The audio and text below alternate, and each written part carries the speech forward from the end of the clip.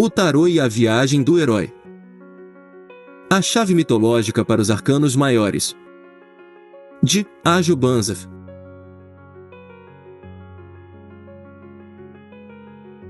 A roda da fortuna. A vocação.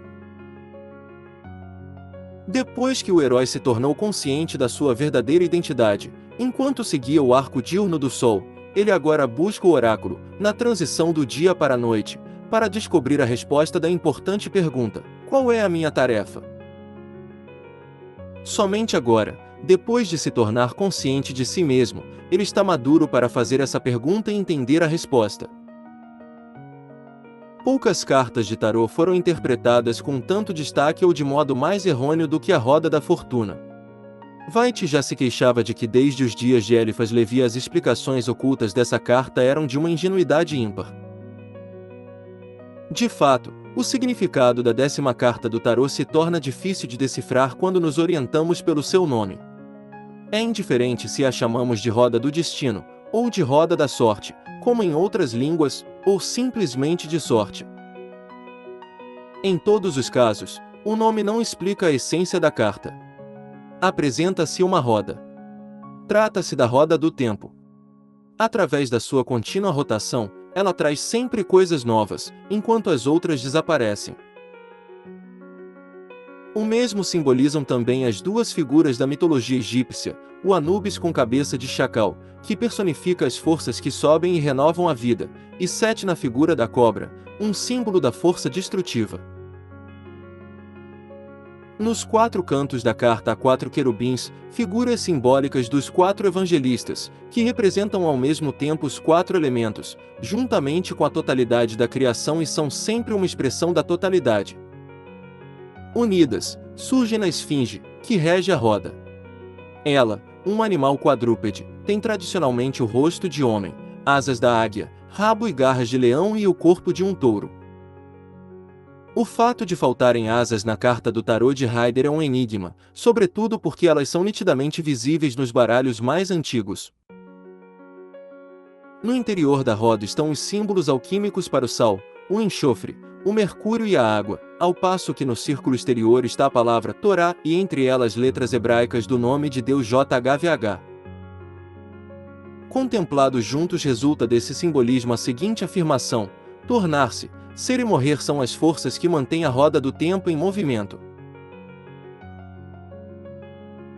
Elas podem ser vistas no aspecto em elevação, criativo, igual a Anubis, o princípio de resistência, de preservação, igual esfinge, e o lado descendente, destruidor, igual Sete, que juntos correspondem a uma lei divina, igual Tora e JHVH, que estimula os homens a se transformarem de inferior para superior, igual simbolismo alquímico. Com isso, a roda da fortuna representa todas as tarefas que temos de resolver em nossa vida. Sempre que essa carta surge, ela afirma que o tema em questão entra em nossa vida nesse momento apenas para ser dominado. De todos esses aspectos isolados, aos poucos surge uma figura como um mosaico, que de início nos faz intuir qual é a nossa tarefa de vida, mas com o tempo deixa que a percebamos cada vez com maior nitidez. O que todavia não deve significar que ela possa ser denominada como um conceito ou reduzida a uma fórmula. Graficamente podemos descrevê-la, como os oráculos sempre fizeram quando respondiam melancolicamente à pergunta do herói com relação à sua tarefa de vida: procure o bem difícil de alcançar. Se quisermos entender psicologicamente essa resposta, há uma explicação esclarecedora de Jung. Devemos a ele uma informação sobre o caráter que, à primeira vista, mostra muitas semelhanças com as tipologias mais antigas. Também Jung distingue 4 estruturas essenciais na consciência dos homens, que ele chama de funções da consciência: pensar, sentir, perceber e intuir. A diferença com relação a outros modelos quaternários clássicos, como o dos 4 elementos fogo, terra, ar e água, ou dos 4 tipos de temperamento, sanguíneo, colérico, melancólico e fleumático, não está tanto numa nova descrição ou designação, mas muito mais na dinâmica própria da tipologia de Jung. Enquanto outras descrições, de vez em quando, possuem um caráter rígido e determinam que uma pessoa tem um determinado tipo ou um tipo misto de consciência. Jung parte do fato de que a consciência de cada pessoa se compõe de todos os 4 aspectos que, certamente, não são igualmente desenvolvidos. Ao contrário, como Jung reconheceu a partir das diferentes tradições, dos mitos e dos contos de fadas e naturalmente, de seu trabalho como médico e terapeuta, em geral o ser humano desenvolve na primeira metade da vida apenas 3 dessas 4 funções da consciência. Isso corresponde ao motivo da alma vendida ou da pérola, um símbolo da totalidade, que, nos contos de fadas, é perdida no início da história. Também os pais duplos do herói, que refletem sua origem e, ao mesmo tempo, suas estruturas, representam a totalidade que é atribuída ao herói como um quaternário. No entanto, sabe-se que uma das pessoas é considerada a madrastá e que, consequentemente, é tratada como tal. Voltar-se para esse lado negligência do conquistá-lo e acentuá-lo é, segundo Jung, o tema da segunda metade da vida. Ele corresponde, em termos psicológicos, ao bem de difícil alcance. Como se deve entender isso? Sabemos que desenvolvemos nossas forças à custa de nosso lado mais fraco. Quanto mais se destaca uma das 3 funções desenvolvidas da consciência, tanto mais profundamente a 4ª função é empurrada para o inconsciente, faltando, portanto, a nossa consciência e tornando-se a fonte dos nossos erros, que nos deixam insatisfeitos e muitas vezes nos tornam bastante infelizes. Carl Gustav Jung chamou o aspecto mais fortemente desenvolvido da consciência de função principal de um ser humano. As 2 funções seguintes, igualmente conscientes, que em contraste com o modelo simplificado acima mencionado em geral são fortemente desenvolvidas, chamam-se a primeira e a segunda função de ajuda, ao passo que a parte inconsciente, o bem de difícil alcance, é a função inferior. Se uma pessoa, por exemplo, desenvolveu uma forte função de raciocínio, então em geral a função negligenciada por ela é a do sentimento. Apresentado de maneira simplificada, o modelo é o seguinte: segunda função de ajuda, ao passo que a parte inconsciente, o bem de difícil alcance, é a função inferior. Se uma pessoa, por exemplo, desenvolveu uma forte função de raciocínio, então em geral a função negligenciada por ela é a do sentimento. Apresentado de maneira simplificada, o modelo é o seguinte. No entanto, esse desequilíbrio inicial não significa que se trata de um erro de desenvolvimento, e que seria melhor que um homem, quando possível, desde o início desenvolvesse em igual medida todos os 4 aspectos de sua consciência. Segundo tudo que podemos reconhecer, parece ser natural, correto e direito desenvolver primeiro 3 dessas funções, e então, na segunda metade da vida, lidar com o aspecto que falta. Da mesma forma, a viagem do herói só leva ao bem de difícil alcance na segunda metade do caminho. Do ponto de vista psicológico, a distribuição de tarefas para os 4 tipos diferentes parece ser a seguinte. Uma pessoa que corresponde ao modelo acima mencionado é chamada de intelectual. Se lhe pedíssemos para responder, bem espontaneamente, o que sente, ela responderia de imediato: eu penso, eu sinto. Para ela, o pensamento é mais rápido do que todo o sentimento, tanto que sempre tem uma resposta na ponta da língua. Assim, essa pessoa imagina o que seria apropriado sentir em determinada situação. Contudo, seria um erro concluir que ela não possa também sentir a resposta. Só que para isso ela necessita de mais tempo. Seu sentimento não é desenvolvido, é obstinado, rude, global e não tão claro nem ágil como sempre é seu pensamento. Por isso, ela acha muito incômodo lidar com esse âmbito. Como o sentimento não é desenvolvido ou é pouco desenvolvido, ela tem algo de ingênuo e primitivo e nada de que possa se orgulhar. Por outro lado, seu raciocínio é brilhante. É por isso que essa pessoa prefere mostrar-se desse lado mais civilizado, além de ter em geral uma opinião pouco lisonjeira desse seu âmbito não desenvolvido ou considerado inferior, o sentimento. Ela acha que, no fundo, se necessário, a humanidade poderia renunciar a ele. Uma pessoa como essa, no máximo na segunda metade da vida, enfrentará situações que a obriguem a dar fluxo às emoções e a desenvolver os sentimentos. Num mundo em que existem intelectuais, também não faltam os sentimentais. Estas são as pessoas que desenvolveram sentimentos de forma tão elevada que, com a máxima rapidez, formam um julgamento, uma opinião, a partir das entranhas. O modelo de consciência do tipo que sente é o seguinte: essas pessoas na maioria das vezes negligenciaram o pensamento e, portanto, é difícil elas fundamentarem o julgamento a que chegaram pelo sentimento ou explicar alguma outra coisa com a lógica. Elas também consideram supérfluo fundamentar uma convicção claramente sentida. Naturalmente elas discutiriam se disséssemos que não conseguem pensar. Principalmente porque nossa sociedade respeita tão unilateralmente o pensamento, tanto que essa afirmação pareceria um julgamento destruidor. Mas o que o tipo que sente percebe como sentimento, são simplesmente muitos pensamentos ou puros pensamentos ideais, muitas vezes uma certeza instintiva, porém não aquilo que corresponde a um pensamento lógico, analítico e consequente. Assim, para o intelectual, o bem de difícil alcance é o sentimento, ao passo que o sentimental tem de aprender o pensamento sóbrio, dirigido para conhecimentos objetivos. O tipo que sente percebe o mundo com os sentidos, a cor, o paladar, o olfato, a forma exterior.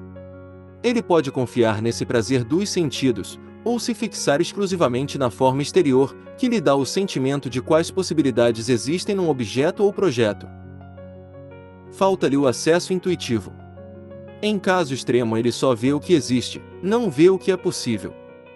Desenvolver esse faro, sentir a multiplicidade de possibilidades que esse mundo oferece, desenvolver uma intuição para desenvolver as tendências e avaliar as chances que existem num experimento ou empreendimento, em poucas palavras, abrir sua visão interior, é um bem de difícil alcance. O seu polo oposto percebe o mundo exatamente do modo contrário. O tipo intuitivo fica tão fascinado com as possibilidades que existem numa ideia, numa causa ou num projeto, que negligencia totalmente a forma e os fatos reais. De tanto fantasiar ele não consegue realizar nada. Enxergar a realidade simples, satisfazer-se com ela, ter uma única visão das coisas, desenvolver a paciência de deixá-la tornar-se concreta e transformá-la em ação é o seu bem de difícil alcance. Na carta do tarô os querubins, as 4 figuras simbólicas nos cantos, representam os 4 elementos fogo, terra, inteligência artificial e água, que por sua vez correspondem às 4 funções que acabamos de descrever. Todos os 4 seguram livros em suas mãos como símbolo das tarefas e lições que irão distribuir. Sempre que uma pessoa faz a pergunta, qual é a minha tarefa nesta vida, um dos 4 lhe responderá, aprenda-me, desenvolva minha natureza essencial, para que você se torne íntegro. Assim, a carta Roda da Fortuna representa todas as experiências que temos de fazer ao longo de nossa vida para nos tornarmos inteiros. E assim nós também entendemos o nome da carta, pois Schicksal, alemão, para destino, nos diz que nos será enviado Sal, Salos, que significa são. Nós não somos sãos ou somos doentes, e todas as experiências que fizermos relacionadas com essa carta, toda lição que nos for ensinada nesse ponto, tem o objetivo de tornar-nos sãos, isto é, inteiros. No final dos arcanos maiores, a 21ª carta é o mundo. Ela corresponde ao círculo exterior da mandala, o reencontro do paraíso nos contos de fadas e lendas e representa a totalidade alcançada no âmbito espiritual como nosso objetivo de vida. Aqui os 4 querubins são vistos outra vez, mas em contraste com a 10ª carta, eles não seguram mais livros nas mãos. Isso significa que as lições de A Roda da Fortuna foram aprendidas durante o caminho entre ambas as cartas, a totalidade foi alcançada, o ser humano tornou-se são, a 4ª força que faltava foi integrada à consciência. Com A Roda da Fortuna nós chegamos às cartas de 2 algarismos. Na viagem do Sol ela corresponde ao Sol poente no horizonte ocidental, um quadro da mudança da luz para o polo escuro e até agora negligenciado. Esse momento também simboliza o conceito da necessidade no sentido de uma lei obrigatória, como também o momento da mudança, que o Sol tem de inevitavelmente realizar. Também necessárias são as experiências que fazemos em correlação com essa carta. Simbolicamente, o que separa corresponde ao masculino e o que une, ao feminino. Igualmente, o trecho do caminho masculino nos separa da origem, ao passo que o trecho feminino do caminho à nossa frente nos reconduz a ela. O pensamento masculino é separador, diferenciador, sempre estabelece novos limites, e com isso, determina diferenças cada vez mais sutis, ao passo que o pensamento feminino, análogo, é integral. Reconhece e acentua as coisas em comum e sempre extingue os limites estabelecidos anteriormente. O pensamento masculino acusa o pensamento feminino de ser ambíguo, enquanto o pensamento feminino ridiculariza todo esforço masculino pela clareza, sabendo muito bem que a realidade é complexa demais para se submeter a uma única fórmula inequívoca. Se o caminho percorrido pelas cartas de um só algarismo levou para fora da unidade da origem para a multiplicidade em que o ego desperto, em desenvolvimento e em constante esforço pela clareza, se tornou crescentemente unilateral, assim. O início do trecho de caminho, muitas vezes ambíguo, à nossa frente nos leva através das cartas de dois algarismos, dos conhecimentos paradoxais para finalmente a unidade total. Pois, assim diz Jung, o paradoxo, em especial, é um bem mental superior, a clareza, no entanto, é um sinal de fraqueza. E pouco adiante, ele diz, só os paradoxos captam aproximadamente a plenitude da vida, a clareza e o que está isento de contradição, mas eles são parciais e por isso impróprios para expressar o que não pode ser compreendido. Essa mudança de direção, que aqui se torna necessária, não agrada nem um pouco o ego.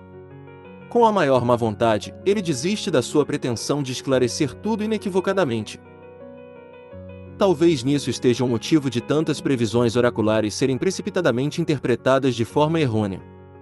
As duas maneiras de reagir à exigida mudança de rumo se mostram no modo patriarcal e matriarcal de interpretar a carta seguinte. A recusa tão frequente em realizar a mudança necessária, sempre leva à situação difícil do enforcado, aparentemente sem saída. As cartas de dois algarismos dos arcanos maiores sempre estão associadas significativamente às cartas que correspondem à soma transversal. Neste caso trata-se da 10ª carta, a Roda da Fortuna, que leva à primeira carta, o Mago. Enquanto a Roda da Fortuna simboliza a tarefa de vida, o Mago personifica a habilidade e a força para resolver as tarefas apresentadas. Por conseguinte, a tarefa de vida para cada ser humano é criada de modo que ele possa solucioná-la e dominá-la. Palavras-chave para a carta Roda da Fortuna. Arquétipo. A vocação, a previsão do oráculo. Tarefa, compreensão do necessário para fazer sua tarefa. Objetivo, mudança do inferior para o superior, domínio da tarefa de vida, tornar-se inteiro. Risco, fatalismo, entender mal sua tarefa. Disposição íntima, vivências e experiências que nos permitem ficar sãos, mesmo que de início não as apreciemos.